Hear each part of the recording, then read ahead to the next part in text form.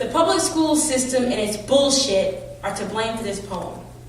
I'm a teenager writing for those under the age of 15. I'm a female writing for two little girls that are almost half my age. And I'm a human writing so that my humanity can see that the kaleidoscope, which is my world, is broken. Now you tell me that the image is supposed to be distorted when I hold that lens to my eye, and you question me when I tell you it's not supposed to look that way. How many of you had a kaleidoscope growing up? The one I had was priceless. It was silver on the outside, and when I held that lens to my eyes became a we. As I saw more and more than just you and me. I don't know about you, but I saw a world. Kaleidoscope. An optical instrument with bits of broken glass continually changing. Symmetrical form due by reflections of two or more mirrors set at angles to each other. So what part in this kaleidoscope were Ashlyn and Jasmine? Were they the two or more mirrors set at angles to each other? It makes me wonder. Because at the end of the rotating tube they both called life, they became more like bits of broken glass. By the words of the peers in their class, their worlds were changing due to bullying.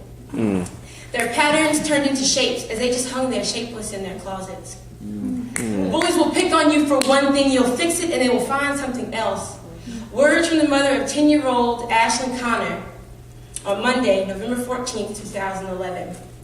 I will be the words Ashlyn said before she hung herself in her closet with a neck scarf. I lost it because she took her last breath in my arms. Words from the mother of 10-year-old Jasmine McLean on Thursday, November 17th, 2011. I will be the dolls that Jasmine played with, telling her she is beautiful in her clothes and shoes, before bullying about those two things drove her to turn a noose into a candy necklace as she ate her last breath, slowly hanging from a belt in her closet.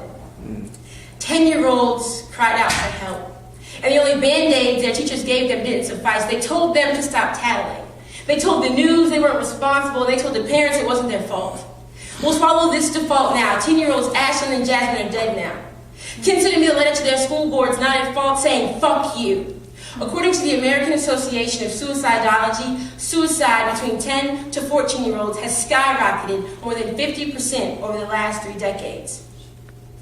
So what part in this kaleidoscope were Ashlyn and Jasmine? Were they the bits of broken glass? This shit makes me wonder, because at the end of the rotating tube they both called life, they became more like bits of broken glass. By the words of the peers in their class, their worlds were stopped because of bullying. This is why I dropped my little silver kaleidoscope. But to Ashlyn and Jasmine, I apologize that no one caught yours before it hit the floor. Yes.